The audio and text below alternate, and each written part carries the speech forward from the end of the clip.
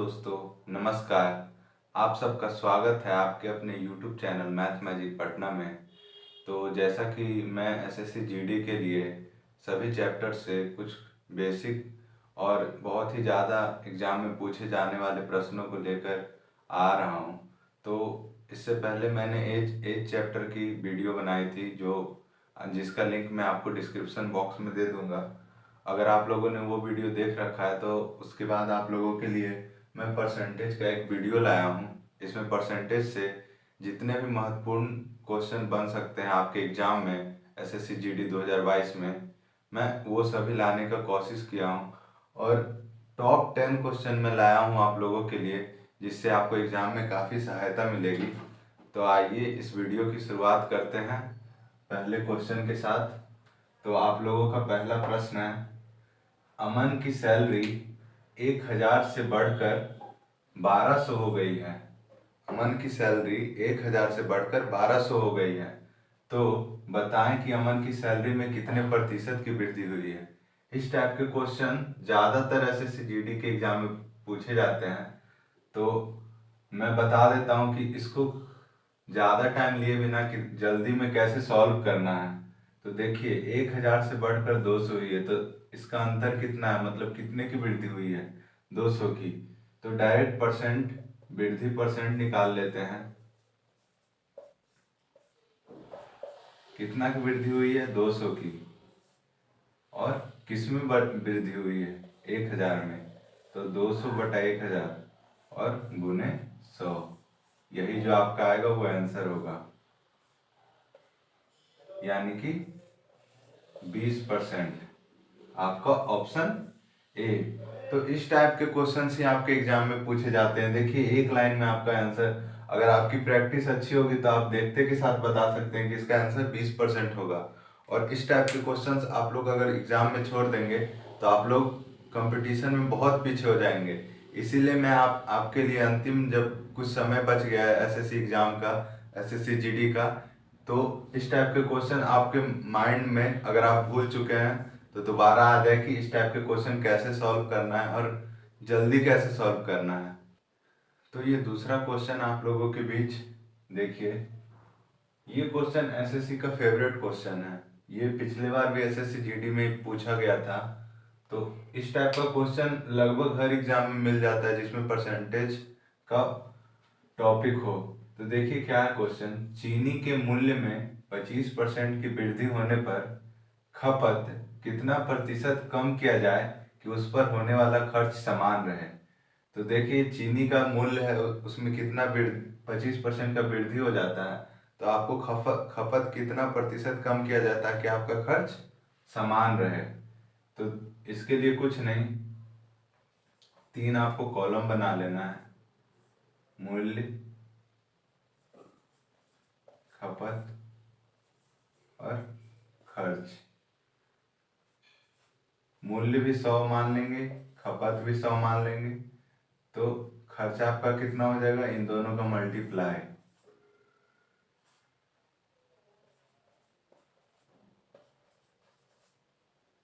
मूल्य में बोल रहा है कितना परसेंट का वृद्धि होता है, 25% का। देखिए, 100 मानने से आपको ये फायदा होगा कि अगर 25% का वृद्धि है तो आप डायरेक्ट 125 लिख सकते हैं, और अगर 30% का वृद्धि हुआ तो डायरेक्ट 130 लिख सकते हैं। यहाँ भी जो सॉल्व करके आएगा, अगर मान लीजिए 80 आया तो डायरेक्ट 20% का कमी हो गया, इसीलिए 100 मानते हैं। इससे आपका क्वेश्चन जल्दी भी बन जाएगा, ज़्यादा टाइम भी नहीं लगेगा। तो मूल्य में 125% का मतलब 25% का वृद्धि होता है, यानी 125 का हो जाता है। और खर्च हमको क्या करना है, समान रखना है। और खपत में कितना कमी हो, तो खपत मान लीजिए x, तो इन दोनों का मल्टीप्लाई ही ये है, तो 125 से काटिए इसको,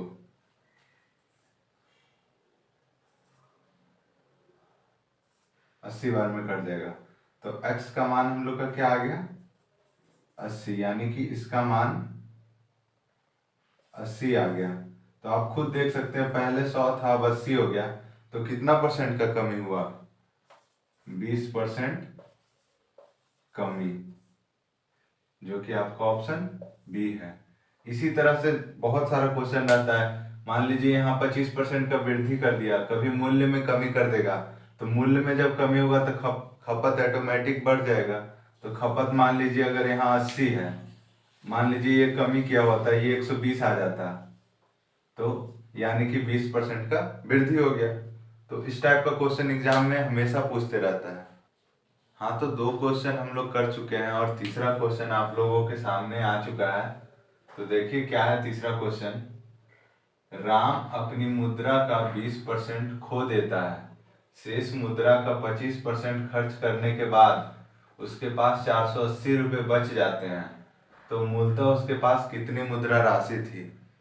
इस टाइप का क्वेश्चन भी एसएससी बहुत बार पूछ चुका है कि आपके पास मान लीजिए आपके पास कुछ मुद्रा है, उसमें से आप कुछ खो गए या गिर गए, उसके बाद आपने इतना परसेंट खर्च कर दिया और आपके पास इतना शेष बच गया, तो आपके पास पहले कितनी मुद्रा थी। इस टाइप का क्वेश्चन भी एसएससी पूछता है। तो देखिए इसको कैसे सॉल्व करना है। मान लीजिए कि पहले हम लोग के पास 100 रुपया मुद्रा थी राम के पास, उसमें से वो 20% खो देता है, कितना बचा 80। शेष मुद्रा का वो 25% खर्च करने के बाद शेष का वो 25% खर्च कर देता है, यानी कितना बचता है 75%, यानी कि 60। इतना उसके पास बच जाता है 25% खर्च करने के बाद। इस 60 का मान कितना दे रखा है आपको 480। तो मूल हम लोग का कितना है 100, 60 का मान 480 है, तो एक का 480/60, इसी तरह से 100 का 480/60 गुने 100,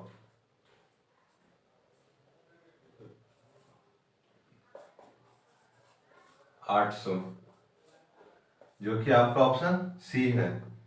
तो बस इतना छोटा छोटा सवाल आप लोग के एग्जाम में पूछता है और आप लोग इसे ही गलती कर देते हैं, या फिर ज़्यादा टाइम मतलब आप लोग लॉन्ग बनाने लगते हैं, पूरा ज़्यादा टाइम ले लेते हैं। अब तो आप लोग का टाइम भी कम कर दिया है, पहले 1.5 घंटे होते थे, अब 1 घंटा। क्वेश्चन माना कि उन लोगों ने घटाया है, लेकिन उसकी तुलना के अनुसार टाइम हम लोग के पास अब कम रह गया है। इसलिए जितना जल्दी से जल्दी यानी जितना शॉर्ट बने मैथ उतना शॉर्ट बनाइए। लॉन्ग मैथ है तो उसको स्किप कर दीजिए लास्ट में देखने के लिए, क्योंकि आप लोगों के पास टाइम बहुत कम है। देखिए फोर्थ क्वेश्चन क्या बोलता है कि सेब के मूल्य में 25% कमी होने पर, सेब के मूल्य में 25% कमी होने पर एक ग्राहक, कोई ग्राहक है 240 रुपये में 2 kg अधिक सेब खरीद पाता है, तो सेब का घटा हुआ मूल्य क्या है। मान लीजिए कि सेब का पहले मूल्य कुछ था, तो उस उतना मूल्य में वो 240 रुपये में कुछ सेब खरीद सकता था। अगर मूल्य में 25% का कमी हो गया तो 240 में ही वो 2 kg अधिक सेब खरीद पा रहा है, तो उसका घटा हुआ मूल्य क्या है। ये मूल्य का अभी घटा हुआ पूछ रहा है, कभी कभी पूछ देगा कि प्रारंभिक मूल्य क्या था। ऐसा क्वेश्चन भी एसएससी जीडी में काफी पूछता है। तो देखिए इसमें क्या करना है। 25% के बारे में तो आपको पता ही होगा कि 25% बराबर 1/4 होता है। तो यहाँ 25%, 20% यही रहेगा, इससे ज्यादा कुछ नहीं रहता है। अगर क्वेश्चन अगर एग्जामिनर को टफ करना रहा तभी वो डाटा चेंज करता है, नहीं तो 20-25 उसका फेवरेट डाटा है। तो देखिए उसका प्रारंभिक मूल्य पहले निकाल लेंगे। प्रारंभिक मूल्य देखिए 25% का 1/4 होता है, तो प्रारंभिक मूल्य हम लोग 4x मान लेंगे, ताकि आपको कैलकुलेशन करने में ज्यादा कठिनाई ना हो। तो घटा हुआ मूल्य, घटा मूल्य क्या हो जाएगा हम लोग का 4x। कितना कमी होता है 25% का, तो 4x में 25% का कमी यानी 75, 25 तिहाई 75, 25 चौक 100, 4 से 4 गया, यानी कि घटा हुआ मूल्य हम लोग का 3x आ गया।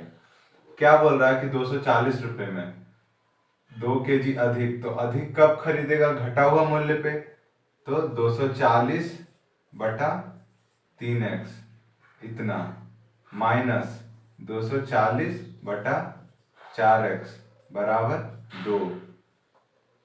घटा हुआ मूल्य में ज्यादा खरीदा तो ज्यादा में से कम खरीद घटाएंगे तो 2, मतलब कि अभी वो घटा हुआ मूल्य पे इतना सेब खरीदता है और प्रारंभ में 40 हो गया 4x, प्रारंभ में ये इतना सेब खरीदता था, और इन दोनों का अंतर हम लोग को क्या दिए हुए, 2 kg। 2 kg। अब इसको कैलकुलेट कीजिए, आपका आंसर आ जाएगा सिंपली। 3 से काटेंगे 80 बार में, 4 से 60 बार में, x आप लोग का एलसीएम आ जाएगा। 80 में से 60 गया तो 20, 2 से ये कट गया 10 बार में, तो x का मान क्या आ गया, 10। हम लोग से क्या पूछ रहा है, घटा मूल्य। घटा मूल्य कितना है, 3x। 3x, x का मान कितना है, 10। 3 गुने 10 बराबर 30, यानी कि आपका ऑप्शन सी। सिंपली ये क्वेश्चन बहुत बहुत लॉन्ग बनता है, लेकिन ये आप लोग को मैंने सबसे शॉर्ट मेथड बताया, इससे शॉर्ट ये बन नहीं सकता। और ये क्वेश्चन काफी पूछता है एसएससी एग्जाम में। और ये 5वां क्वेश्चन आप लोगों के बीच देखिए, 5वां क्वेश्चन क्या बोलता है कि किसी परीक्षा में 60% छात्र अंग्रेजी में उत्तीर्ण हुए हैं, 70% हिंदी और 40% दोनों में उत्तीर्ण हुए हैं, तब अंग्रेजी और हिंदी दोनों में अनुत्तीर्ण छात्रों की संख्या क्या थी।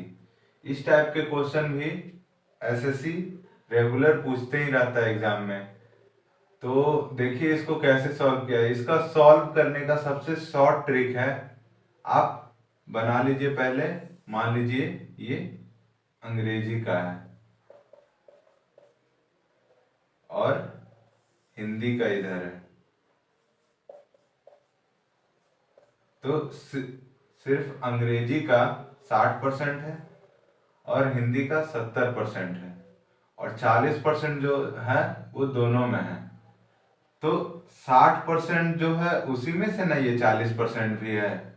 जो अंग्रेजी में कुल 60% पास किए हैं, वो 40% इसमें भी है और इसमें भी है, यानी कि जो 40% है वो 2 बार काउंट हो रहे हैं। यानी कि केवल इंग्लिश में इन दोनों का अंतर, यानी कि 20% पास हुआ है केवल इंग्लिश में, और केवल हिंदी में उसी तरह से 30%। तो टोटल कितने छात्र उत्तीर्ण हुए, तभी ना हम लोग को पता चलेगा कितने अनुत्तीर्ण हुए हैं। तो 20% केवल अंग्रेजी में और 30% केवल हिंदी में और 40% जो है दोनों में, यानी कि 20, 30, 50, 40, 90, यानी कि 90% छात्र या तो हिंदी में या अंग्रेजी में या दोनों में अनुत्तीर्ण है। और हमसे अनुत्तीर्ण, सॉरी, दोनों में उत्तीर्ण है, और हमसे क्या पूछ रहा है, अनुत्तीर्ण छात्रों की संख्या। यानी कि टोटल 90% छात्र उत्तीर्ण है, तो अनुत्तीर्ण छात्रों की संख्या कितनी हो जाएगी, 10%, जो कि आपका ऑप्शन ए है। अगर इस टाइप से आपको समझ में नहीं आ रहा है तो आप लोग ऐसे भी बना सकते हैं कि total English, total Hindi, both. तो टोटल इंग्लिश में कितना है, 60%, टोटल हिंदी में 70% और दोनों में 40%। तो इस 40% से ये जो 60% है, तो टोटल हम लोग को पता है, तो केवल निकालते हैं। केवल इंग्लिश में कितना हो जाएगा, 60 में से 40 गया 20, उसी तरह से केवल हिंदी में 70 में से 40 गया तो 30, ऊपर वाला छोड़िए। अब ये तीनों को देखिए, इतना ही ना बच्चा हम लोग का उत्तीर्ण हुआ है, दोनों में 40%, केवल अंग्रेजी में 20%, केवल हिंदी में 30%, तो हम लोग का टोटल कितना, 90% बच्चा उत्तीर्ण हुआ है, और इसलिए अनुत्तीर्ण छात्रों की संख्या 10%। इसमें कभी आपको इसमें टोटल इंग्लिश टोटल हिंदी दिए हुए था, मान लीजिए एग्जाम में आपको ये नहीं देके आपको ये दे देगा कि दोनों में 40% हुए हैं, केवल अंग्रेजी में 20% हुए, केवल हिंदी में 30% हुए हैं, तो अनुत्तीर्ण छात्रों की संख्या नहीं पूछता। मान लीजिए पूछ देता कि कुल अंग्रेजी में कितने छात्र उत्तीर्ण हुए हैं, तो कुल अंग्रेजी में आप लोग यहां से निकाल देते 40 और 20, 60%। मान लीजिए कुल हिंदी में पूछता तो 20, 40 और 30, 70%। बस यही करता है वो, डाटा का इधर उधर करते रहेगा और कभी कुल दे देगा, कभी केवल दे देगा और आपसे पूछ लेगा कि कितना उत्तीर्ण हुआ है, कितना अनुत्तीर्ण हुआ है। और इस तरह का क्वेश्चन लगभग एग्जाम में देखने को मिलता है परसेंटेज से। तो ये छठा क्वेश्चन आप लोगों के बीच, ये देखते क्या है। किसी शहर की 90% जनता के पास कार है और 15% जनता के पास बाइक है। मतलब एक शहर है, उसमें से 90% लोग के पास कार है और 15% लोगों के पास बाइक है, और सबके पास कम से कम एक या दोनों है। मतलब कि ऐसा शहर है जहाँ की सभी लोगों के पास या तो कार है या तो बाइक है, नहीं तो दोनों है, यानी कि वहाँ के सभी लोग अमीर हैं। तो सबके पास कम से कम एक या दोनों है, तो कितने प्रतिशत बाइक वालों के पास कार है। तो हम लोग से ये पूछ रहा है कि कितने परसेंट इतने बाइक वाले हैं जिनके पास क्या है, कार है। तो ये हम लोगों का क्वेश्चन है। आइए इसको देखते हैं कैसे बनाना है। तो टोटल कितना है, कोई भी शहर का जनसंख्या वो हमेशा क्या होता है, 100% होता है अपने आप में। और वहाँ का 90% जनता के पास क्या है, कार है, और 15% के पास बाइक है। यानी कि दोनों को ऐड करेंगे तो कितना हो जाएगा, 5%। 5% मतलब हम लोग का एक्स्ट्रा आ रहा है। तो ये जो 5% आ रहा है यही एक्स्ट्रा जो है जिनके पास दोनों चीज है, बाइक भी है और कार भी है। तो 5% जनसंख्या के पास क्या है, बाइक और कार दोनों है। और हमसे क्या पूछ रहा है, कितने प्रतिशत बाइक वाले हैं जिनके पास कार है। तो यही ना होंगे जिनके पास कार होगा। तो बाइक वाले टोटल कितने हैं, 15। तो ये नहीं पूछ रहा है कितने प्रतिशत है, मतलब टोटल का नहीं, ये बाइक के प्रतिशत पूछ रहे हैं कि कितने प्रतिशत बाइक वाले हैं। तो बाइक वाला टोटल 15 है, और 15 का ये कितना परसेंट, 5 होगा। तो 15 का x परसेंट 5 हो गया। ये जो x का मान आएगा यही ना हम लोग का आंसर होगा। तो 5 तिहाई 15 और x बराबर 100/3, यानी कि 33.1/3%। यानी कि हम लोग का ऑप्शन बी।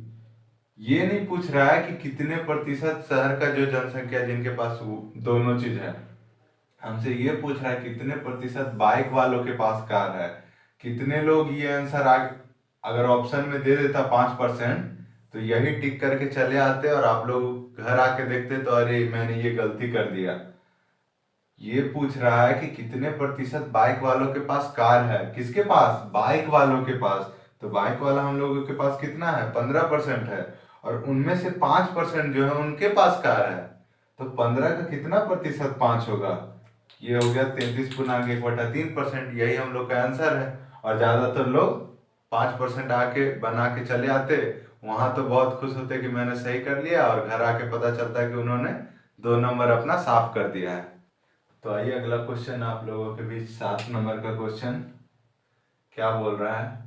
किसी गांव की आबादी 8000 है, किसी गांव की जनसंख्या 8000 है।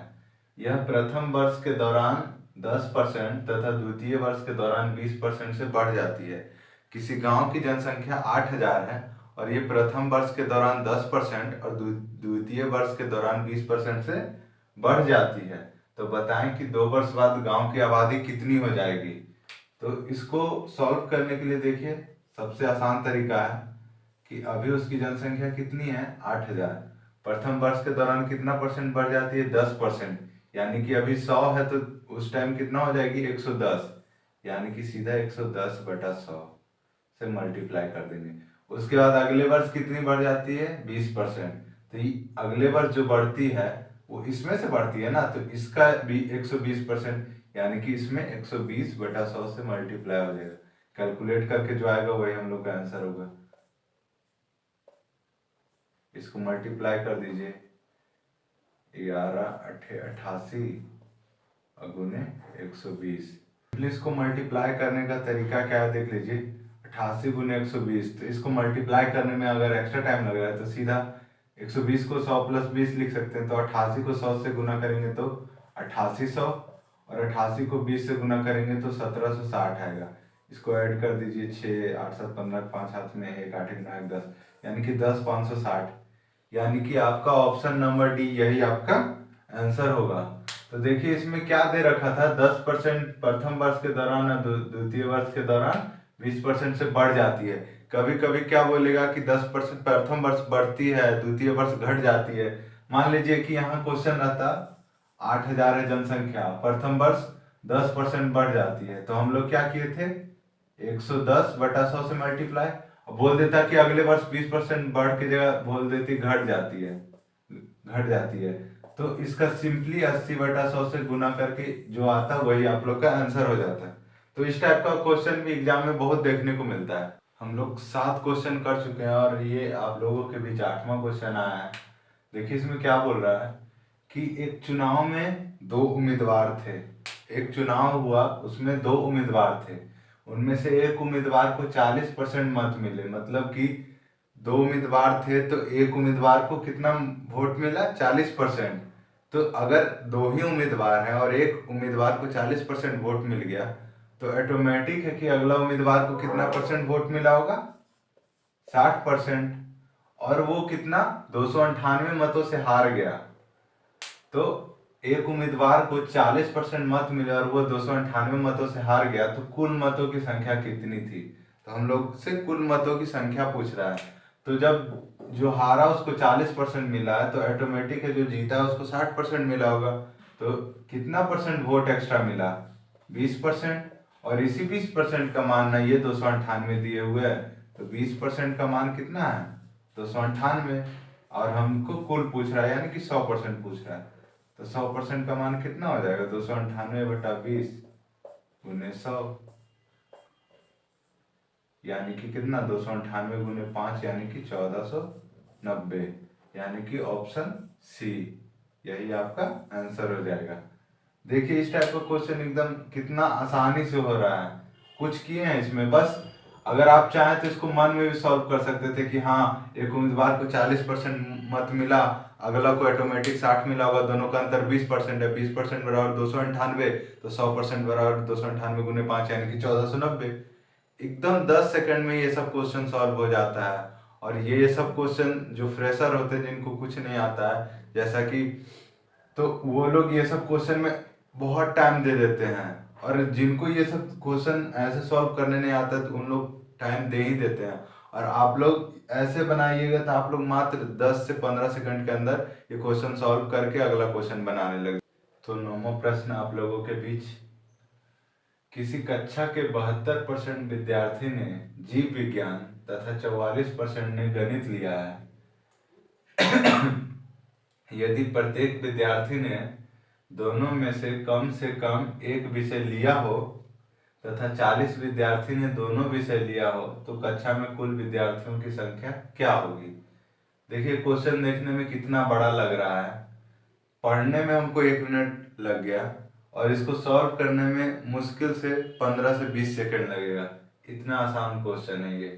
देखिए क्या बोल रहा है, किसी कक्षा में 72% विद्यार्थी जीव विज्ञान, 44% गणित लिया है और प्रत्येक विद्यार्थी ने दोनों में से कम एक लिया ही लिया है जरूर। तो दोनों को ऐड कीजिएगा तो कितना आ जाएगा, 72 और 44 116। हम लोग के पास टोटल कितना परसेंट होता है, 100%, और लिया है कितना, 116, यानी कि जो 16% एक्स्ट्रा आ रहा है यही ना होंगे जो दोनों लिए होंगे। और इस 16% का मान देखिए हम लोग के पास क्या दिए हुए, 40। तो 16% का मान 40 है और हमसे पूछ क्या रहा है, कुल विद्यार्थियों की संख्या, कुल विद्यार्थी यानी कि 100%। ये तो 16% का मान 40 है, तो 100% का मान कितना हो जाएगा, 40/16 गुने 100। 4 से काट दीजिए 10 बार में, 4 से 25 बार में, 250 आंसर, ऑप्शन नंबर बी।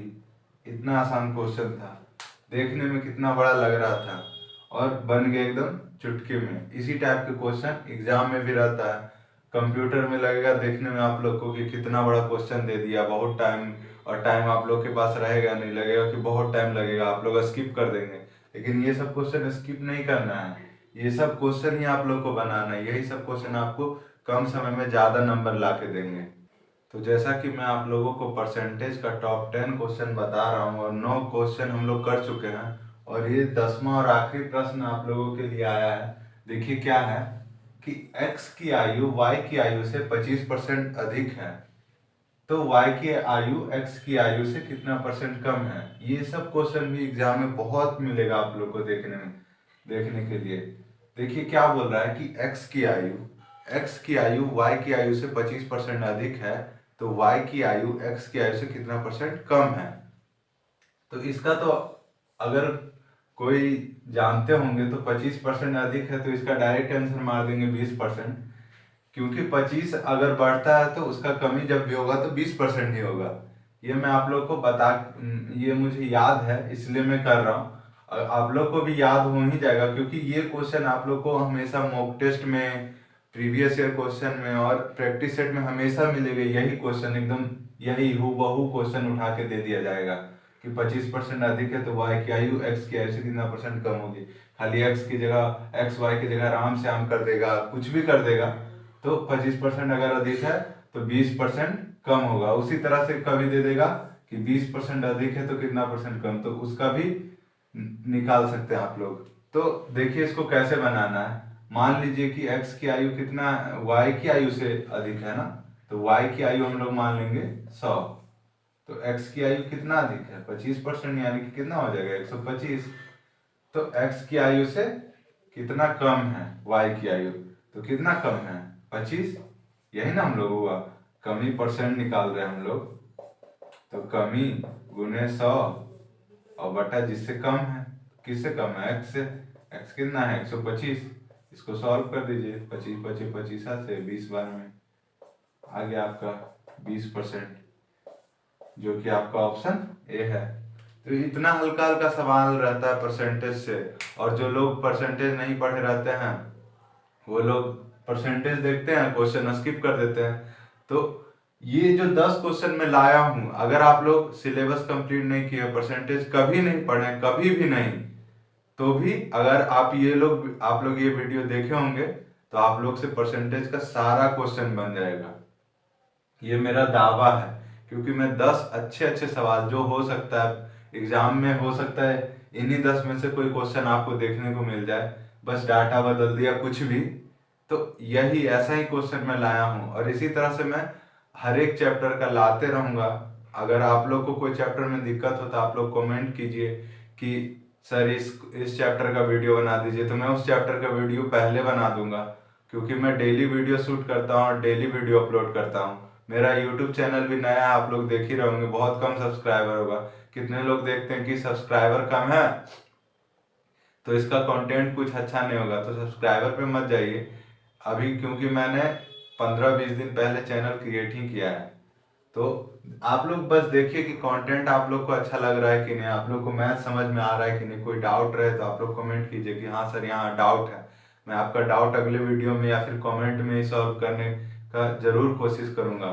और जितना ज़्यादा से ज़्यादा हो सके चैनल को सब्सक्राइब कीजिए, अपने दोस्तों के साथ शेयर कीजिए, वीडियो को लाइक कीजिए। और आप लोग को जो भी डाउट हो, टेलीग्राम चैनल है वहाँ भी आप लोग पूछ सकते हैं। टेलीग्राम चैनल पे कुछ पीडीएफ वगैरह में डालते रहता हूँ एसएससी जीडी से रिलेटेड, तो आप लोग टेलीग्राम चैनल भी ज्वाइन कर सकते हैं। Thank you.